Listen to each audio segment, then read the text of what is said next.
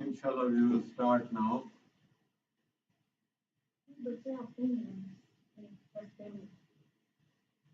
Alhamdulillah, countless gratitude to Allah that He has bestowed upon us this opportunity and ability to spend this time in His remembrance. Innumerable peace and blessings be upon our beloved Prophet Hazrat Muhammad Mustafa Ahmad Mustafa Sallallahu Alaihi Wasallam, because of whom Allah's mercy is upon us.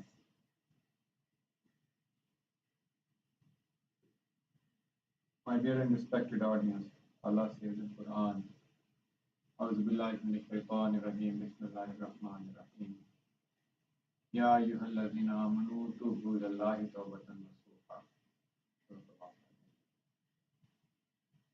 O those of you who believe,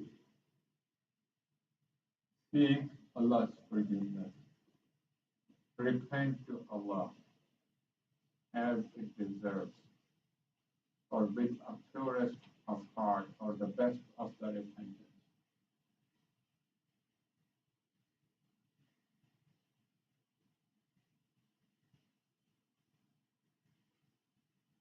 All of us, every creation of Allah.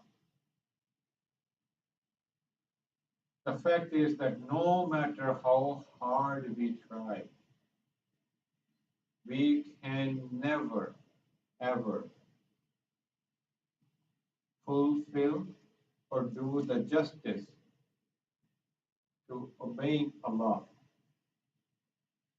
or we can never fulfill our duty of serving Allah the way it deserves, the way it demands.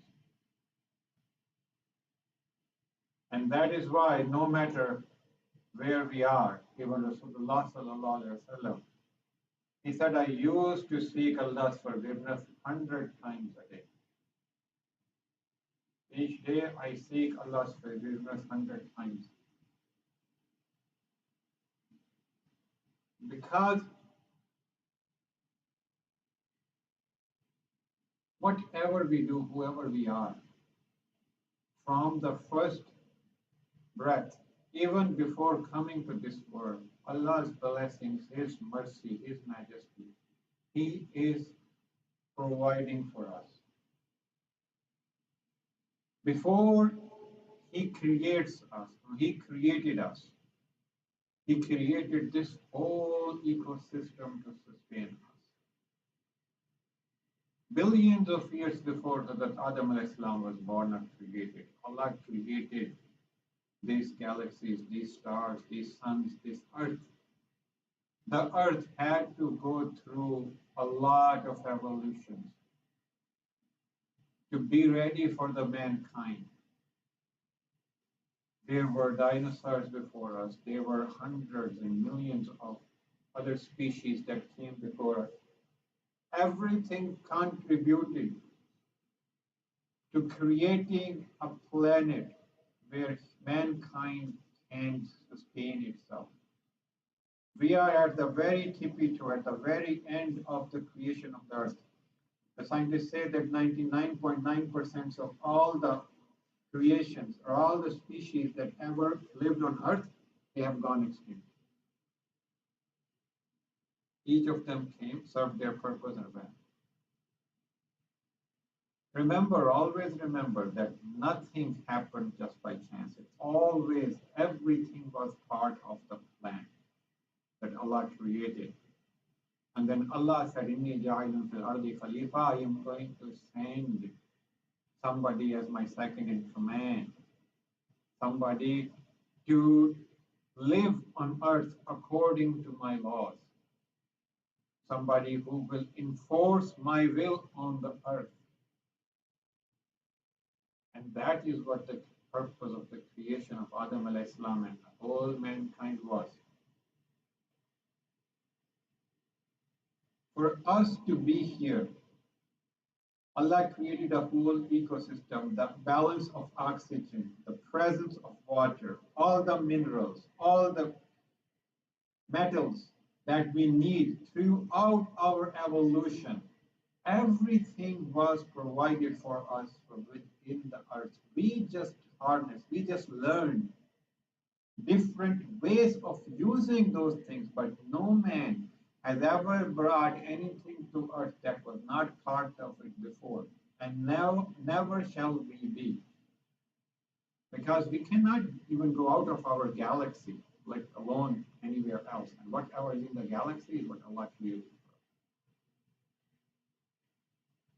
You know it from science, you know it from Quran that even iron, when Earth originally was created, there was no iron into it. Iron came to it. It was sent to Earth in form of meteors or meteorites. That is what triggered that process that created our blue planet. The color of the water and everything, that is because of the iron core. And same can be seen, like water was not on Earth when Earth was first created. It was sent from above the sky so that everything, the life itself can take a foothold on Earth. That is a generalized thing. But how about us? We, the humans, even before we were born, Allah could have chosen for us to grow out of trees. He could have chosen for us to grow from the earth. He created all of us before from earth without any parents or anything. But on this land, on this earth, when Allah sent us, He created a whole system for us. He gave us parents. And the parents, even before we are born, Allah provides for us. And once we are born, then the parents, they take care of us. And not only the parents, your oxygen. Remember, there is a certain pressure in the atmosphere that the human, even an infant's lungs can breathe in. So Allah created that for us. Then He poured love and mercy in the hearts of our parents. So they take care of us. They provide for us throughout our infancy and our early ages, our childhood. Then Allah divided the chores between the man and the woman so we can sustain a beautiful balance of life. He created these animals that we eat. He created these plants that we eat, and everything is part of a wonderful ecosystem that no matter how anybody tries can never be disturbed or destroyed, because Allah is the creator. Yes, we the humans, many times we think in our limited ability, oh, all is going to end and everything. No, it is never going to end, because we are not the ones who created it, and we are not the ones who are running it. Allah has put everything in such a wonderful balance that once one thing changes that balance, the other thing gets into motion and puts it back where it is supposed to be. It is just like a seesaw. One time you can see that it is going down, down, down, but what goes down always comes up, and vice versa. Once it is about to touch the bottom, something else somewhere gets triggered, which changes everything back to the normal. Remember one thing, Allah did not create the world of equality. Allah created the world of balance. Equality, we the humans, because we are so limited in our creation and everything, our creativity, our thought process, we think that, oh, the best thing is for everybody to be equal. That is why communism was born. That is why every man-made system, they try their very best to create a system with equality. Allah did not create the world in equality. The word ecosystem means everybody is doing something different, sometimes completely opposite to each other, to sustain each other. If you have seen that movie, The Lion King, that's a very good explanation of it. That Lion King eats the deer, and then when the lion dies, his bones and flesh become fertilizer that the grass eats, and then the deer eats the grass. So that's what it is. Everything, even though it seems completely opposite, It is sustaining each other. And all this ecosystem Allah created for us. If one thing is to get disturbed or destroyed, mankind and humans itself cannot sustain itself. So for our very existence, we owe it to Allah. Then there are 200 some odd joints in our body. And for about 99.9% of our lives, we use them, we live without having any pain in them. Every moment of our life, when we live without any pain, physical pain, that is thanks to Allah. That is because Allah kept us away from it. Remember, if there is one joint of two or three or four in our body that are hurting continuously, how big of a pain it is. Imagine all 200 some joints of your body getting terrible pain every moment of time. And that's not enough. How many pipes and veins and intestines are running in our body? From drinking to eating our food, how many processes everything goes through. And how painful it is if there is a slight obstacle anywhere in the path. And how many pathways, how long pathways are there? How many of them? And for the most part in our life, we use them.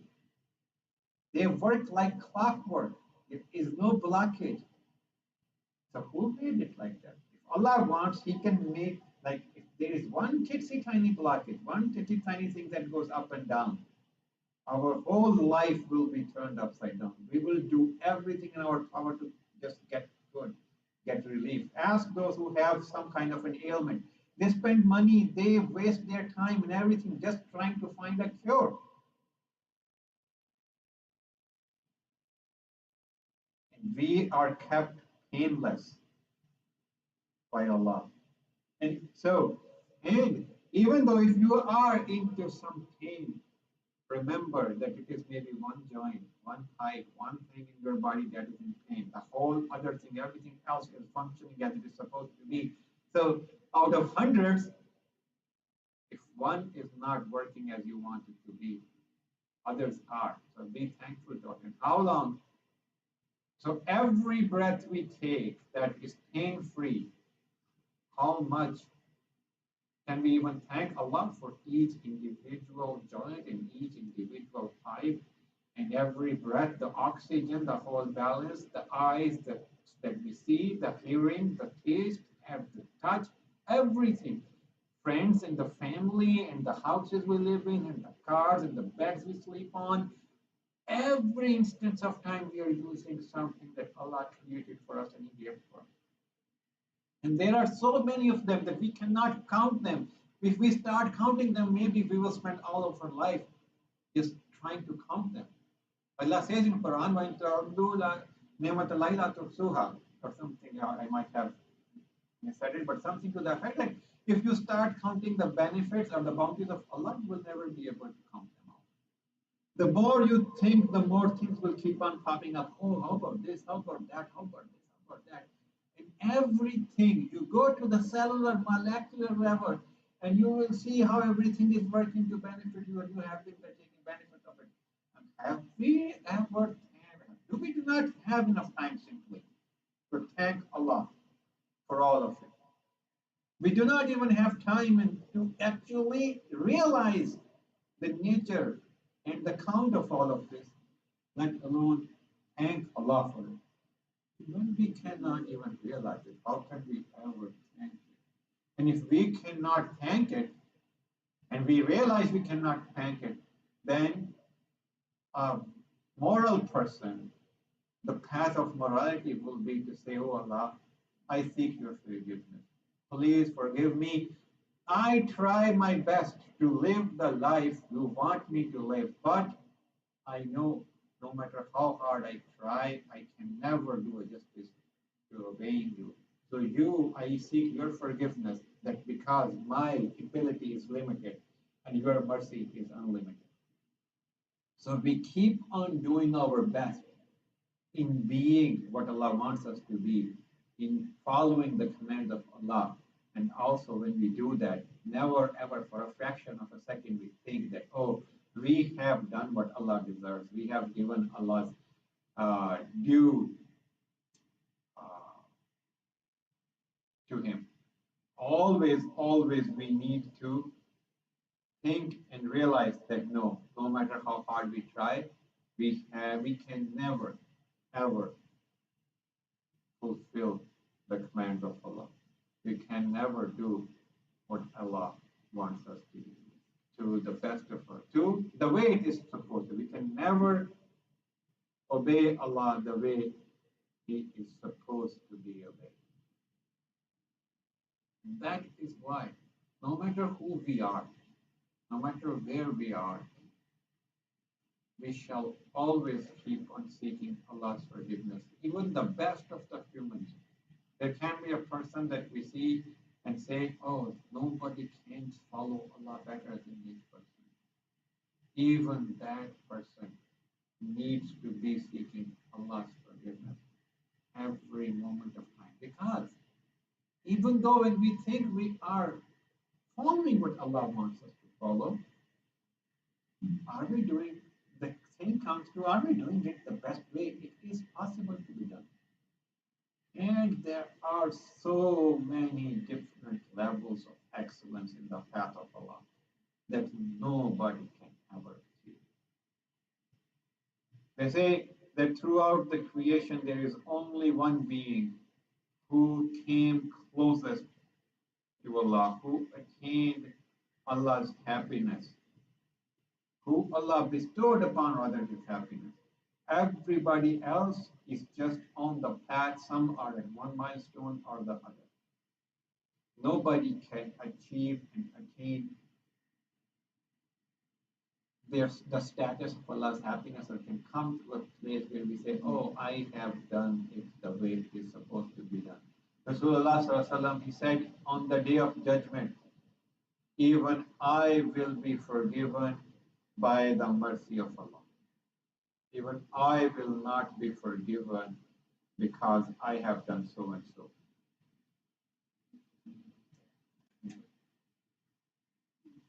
So, if Rasulullah sallallahu alaihi wasallam, even if he needs to be forgiven by the mercy of Allah, minimize it. Minimize it. Next one. No, it's okay. Then who are we or anybody else to think that, oh, just because we have done X, Y, and Z, we have done enough, we have done all that is needed to seek Allah's forgiveness and to deserve Allah's mercy. It just is not there. So how can we, and shaitan, remember, this is one thing that's made shaitan slip. When Allah told him to submit or to prostrate to Hazrat Adam alayhi salam, he said, why? I am so much better than him. You made him out of clay and you made me out of fire. But not only that, shaitan had been doing ibadah of Allah millions of years before Hazrat Adam alayhi salam was even created. It was like, he was just born. You just created him. I have been worshipping you for millenniums. Why would I need to submit to him? Why would I need to prostrate to him? Why do I need to bow to him? And in that one instance, what happened? All his prayers, all his good deeds, all of his ibadah, whatever he did, everything was nullified. Allah said, no, went away, don't need. That's all God rejected. So even though a person, Rasulullah he says that a person keeps on doing everything right up until there is a hair's width of a distance or a hand's width of a distance. I'm forgetting that. That is left between that person and Jannah. And then something happens. The taqdeer, it comes into being. The person does something that throws him into the hellfire. And similarly, conversely, a person keeps on doing wrong up until there is a hairline or maybe a hand's width of distance left between him and the hellfire, then his taqdeer comes into play and he does something so good that he gets into the Jannah. So, thing is, we shall never count on being somebody who was a hair length, hair width away from hellfire and gets into Jannah. We shall always think that we are the ones who are trying to be into Jannah and watch our steps that we do not, through our hands, our own doings, throw ourselves into hellfire by doing something that Allah did not want us to do. No sin is small, and no act of good, when done in obedience of Allah, is small.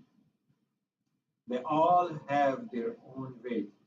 Hazrat Hassan al-Basri, rahmatullah, he said that a moment, a believer, is always sad, is never happy. They asked him why. He said, because if he does something good, it is understandable that he is sad whenever he does something bad. But even when he does something good, he is always sad. He said, oh, I was only able to do good this much. Why was I not able to do this and this more and this more and this more? A believer always keeps on striving to be better, finding new ways, being better in pleasing Allah. And that is a quest that never ends. Rasulullah, he said, there is no good in a day in which I do not increase in my closeness to Allah. I do not increase in being more obedient to Allah than the day before. Like he said, every day, even Rasulullah, he kept on trying, outdoing himself from the yesterday, from the last day. It's a continuous process. It's a continuous struggle. It starts with praying 5 times. It starts with saying La ilaha illallah Muhammad Rasulullah. It starts by doing Ramadan, fasting in Ramadan, which inshallah is coming next week. It starts by doing zakat. It starts by doing hajj. Those are the starting points. Many of us make the mistake by thinking, oh, this is all that is needed. No. Those are just the starting points. They're just the starter. The car is just getting warmed up. The rubber is not hitting the road yet. The rubber hits the road when you get out of that namaz and start going to your school or start going to your job or start taking of your family. That is when the rubber meets the road. That is where the excellence is. Remember, salah, namaz is 5 minutes, 10, 20, 25, 30 out of 24. Okay, make it 5 times. 3 hours, 4 hours, 5 hours. That's it. Remaining 19 are where things happen. And it is in those remaining hours where excellence is achieved. Yes, you need to seek excellence in namaz as well. There are grades and purity and focus and everything in namaz as well. But again, this is 4 or 5 minutes, hours to the max. Everything else is 18, 19. Even if you take 7, 8 hours of sleep, still 10, 11 hours. That is where everything is happening. That is where the struggle is. And every day we need to stand and say, okay, I am going to do the best I can and keep working on it. And once we have done it to our satisfaction, say, Alhamdulillah, Allah, thank you.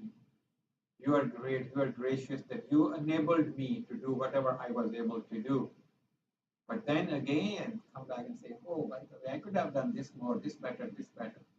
And then the next day, start doing better, start being better, and keep on doing it up until the last time.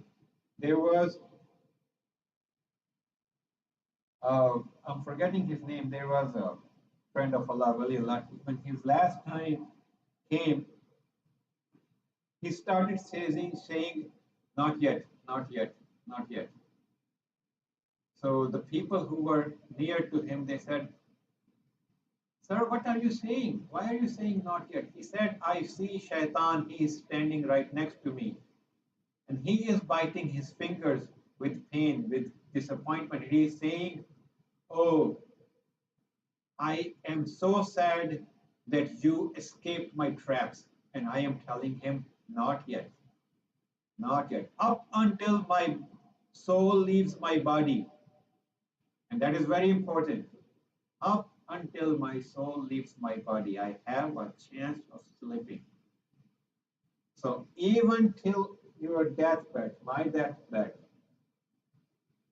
up until our soul departs our body, we need to be vigilant and not be saying anything that Allah does not want us to say or do.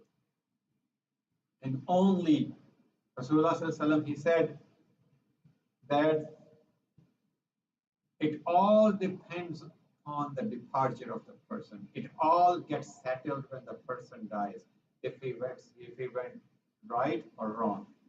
So not until we are dead, not until we breathe our last, can we be safe. Can we say, oh, I have done. And that is why up until the last breath, we need to be saying and seeking Allah's forgiveness. Oh Allah, please forgive me. Always keep remembering that Allah is the one who gave everything to us. And we, despite our best efforts, can never repay Allah the way He deserves to be repaid. And the reason why we gather here in these gatherings is just so we keep reminding each other and ourselves of this fact that no matter who we think we are and where we are, we always keep this thing in mind is that it's a journey we are not done yet. And we need to keep on doing better and better. But how do we do it? Our hearts are filled with desires that are sometimes in complete conflict with what Allah wants us to do. We are living in a time where the beliefs are made by humans to seek what humans think is good for the world and for us, not what Allah thinks is what is good for the world. We humans are fed every day through countless channels of communication, things that represent the human thinking and not the divine command, Allah's command. So how can we fight it? We can only fight if in our heart is purity that is strong enough to help us distinguish between good and bad. And that purity only comes by establishing a pure connection with Rasulullah and his message. When we believe that whatever Rasulullah has told us is nothing but truth, and that is the absolute truth, and there is no truth beyond or besides it, then that belief gives us the courage to stand up to the whole world and say, no, I am not going to live the life you want me to live. I am going to live the life the way Rasulullah has told me to live.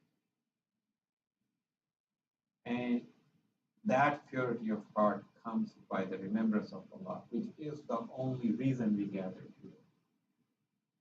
So we remember Allah, so it cleanses our heart, the remembrance of Allah. And through that cleansiness, we can be able to fight the malicious desires of Shaitan and the world around us. So with this focus and this intention, let us all start. And my apologies for those who are attending online. That it is not, technology is not working the way it is supposed to be, but hopefully, inshallah, you will be able to follow us without it. Say Bismillahir-Rahmanir-Rahim.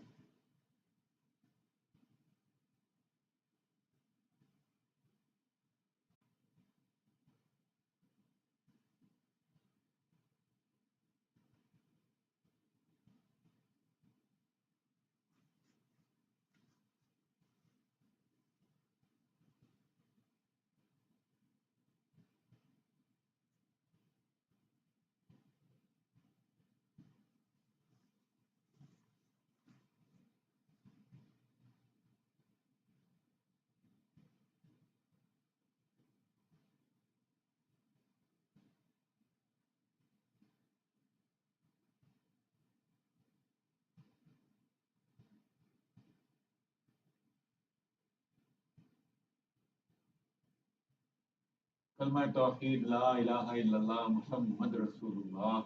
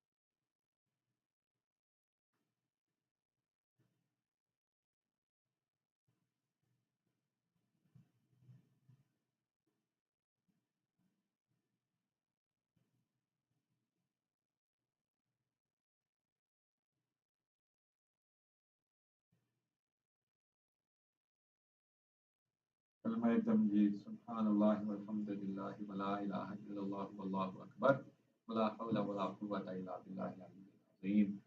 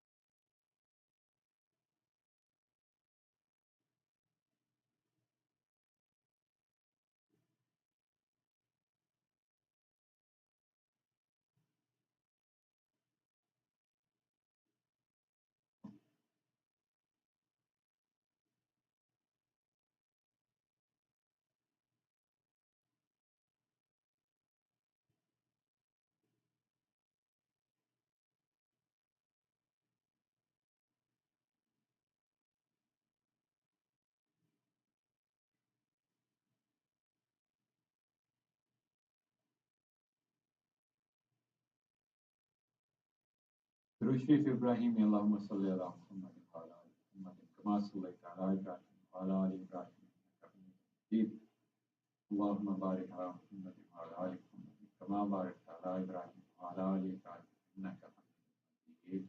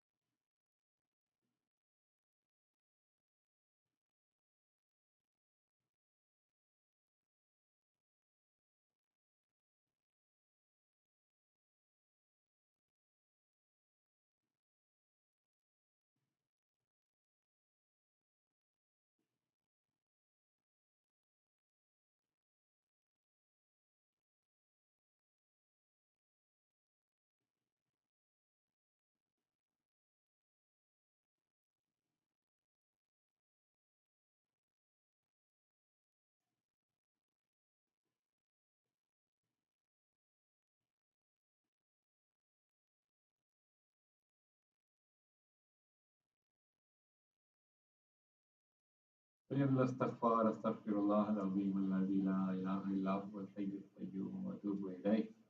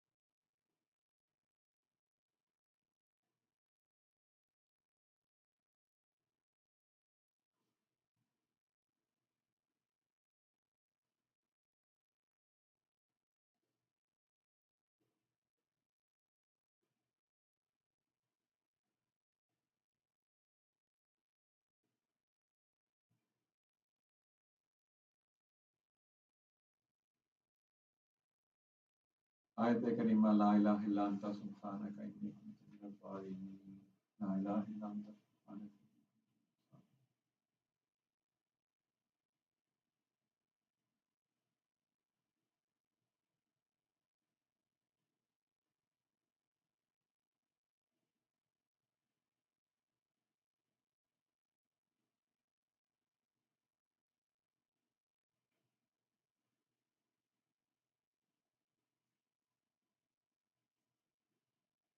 سورة فاتحة. الحمد لله رب العالمين الرحمن الرحيم مالك يوم الدين إياك نعبد وإياك نستعين اهدنا الصراط المستقيم صراط الذين أنعمت عليهم غير المغضوب عليهم ولا الضالين.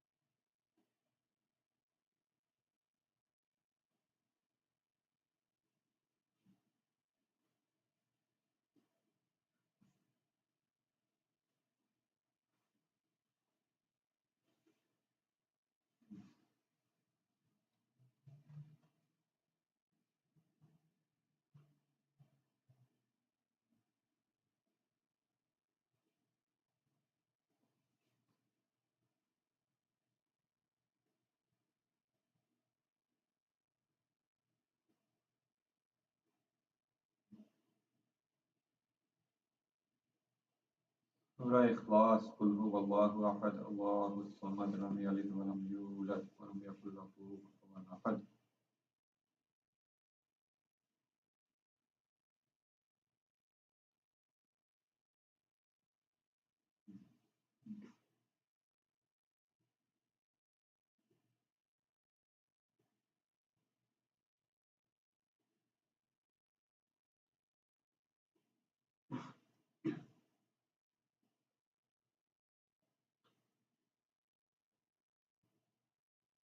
آية الكرسي. الله لا إله إلا هو الحي القيوم لا تأخذه سنة ولا نوم له ما في السماوات وما في الأرض من ذا الذي يشفع عنده إلا بإذنه يعلم ما بين أيديهم وما خلفهم ولا يحيطون بشيء من علمه إلا بما شاء وسع كرسيه السماوات والأرض ولا يؤوده حفظهما وهو العلي العظيم.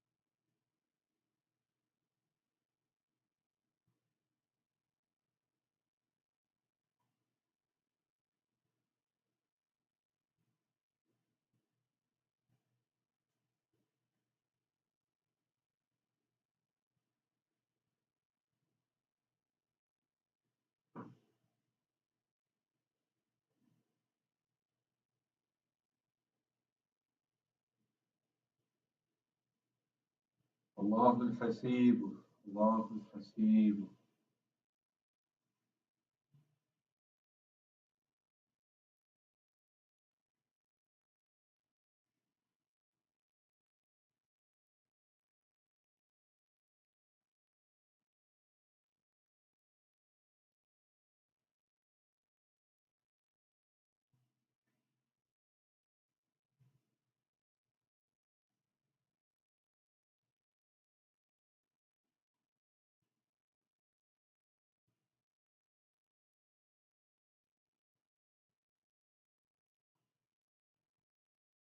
لطيف.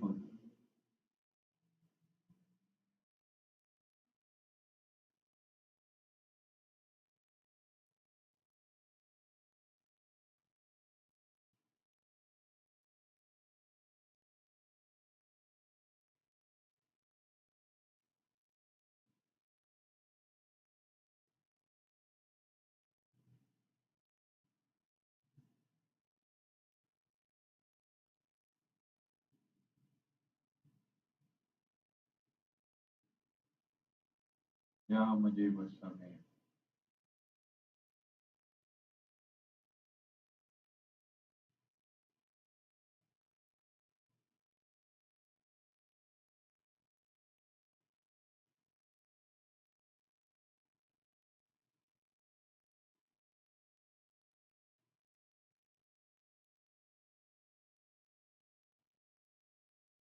يا وهاب.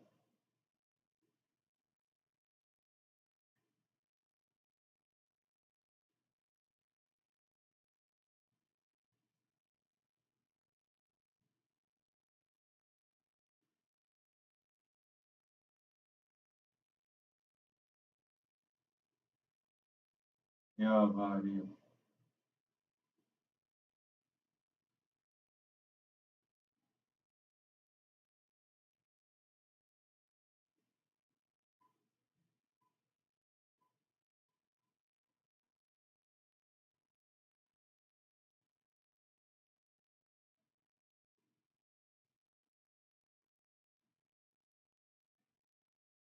يا قابل.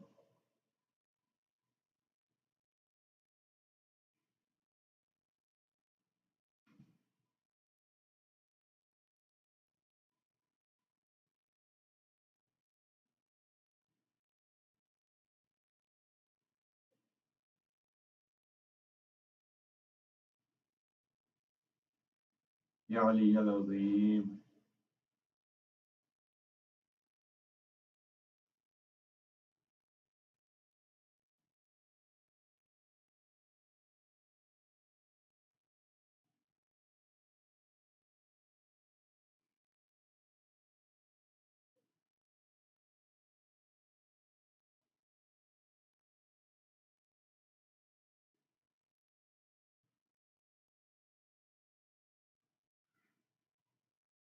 يا حي يا قيوم.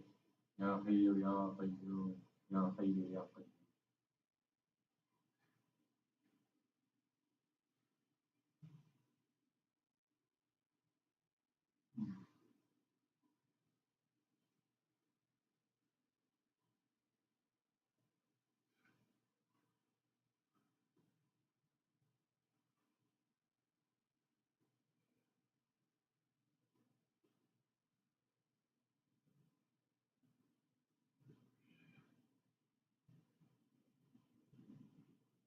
يا ذو الجلال والإكرام. يا ذو الجلال والإكرام. يا ذو الجلال والإكرام.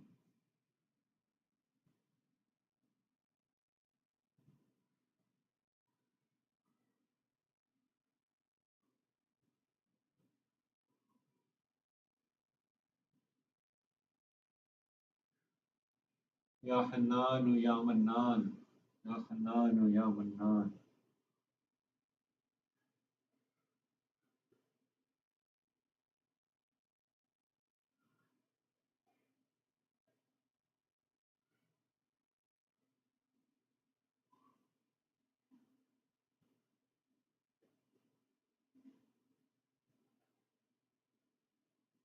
يا غفور يا رحيم. يا غفور يا رحيم.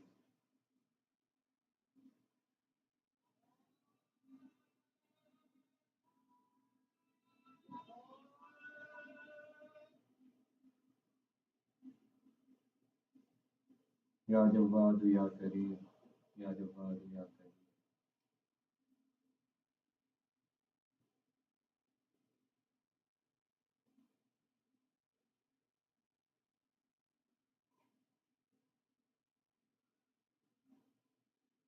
Ya Allam al Ghuyub, Ya Allam al Ghuyub, Ya Allam.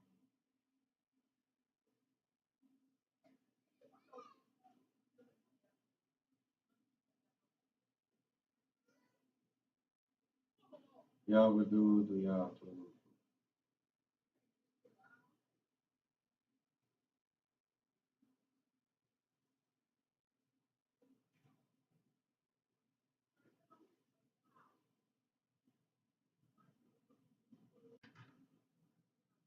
Ya Baqi,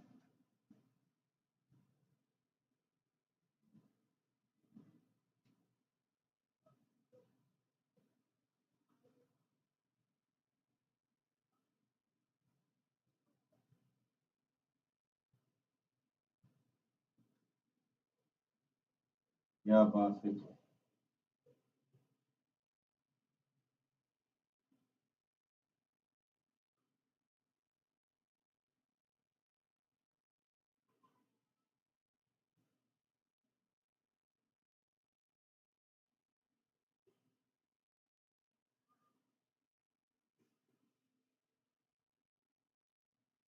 Ya Kabir al Mutaal, Ya Kabir al Mutaal.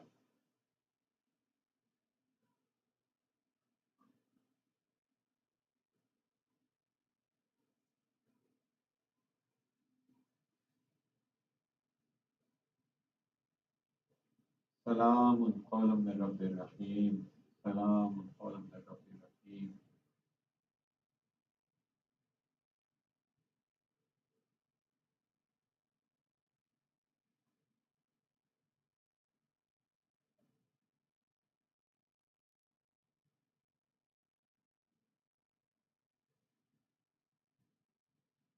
Ya Badi al Ajaib bil Khair,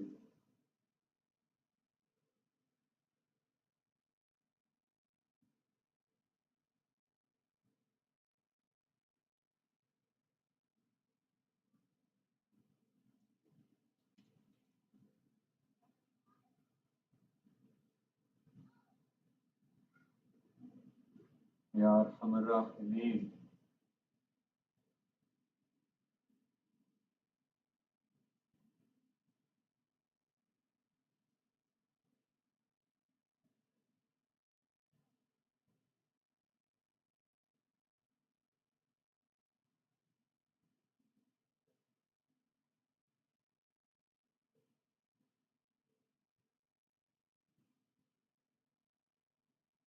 Ya Allah, Ya Rahman.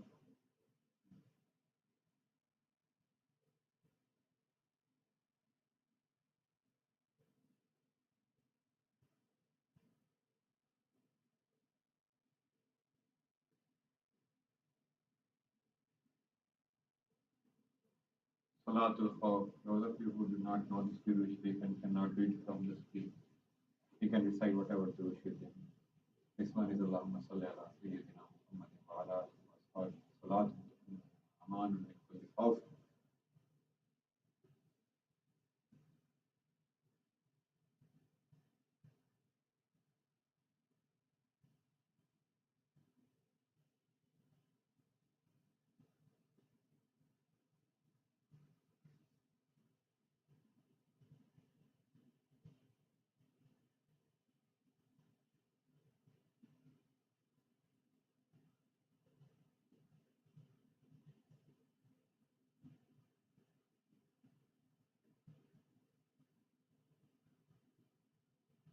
Recite Surah Fatiha one time and make dua.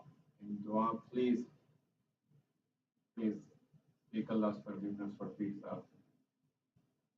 Whatever we have been doing for last 10 years, it is because of Him, His guidance, on His direction. So we owe it to Him that we, at the very least, plead to Allah for His forgiveness and His increase in His stature, because We cannot thank him or repay him in any other way. We cannot pay him with money, we cannot pay him with anything else, but it is his guidance and his teaching because of which we gather and spend this however time we spend in Allah's remembrance and remember Allah.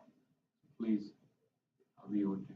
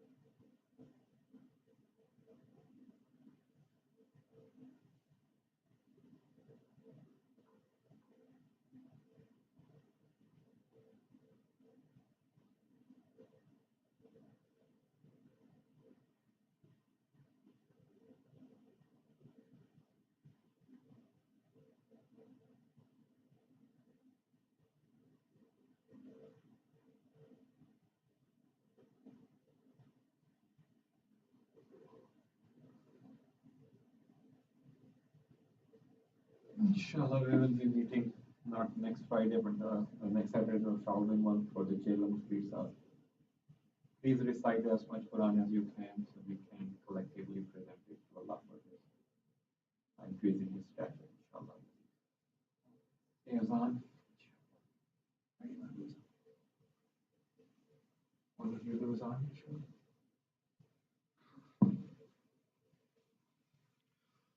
This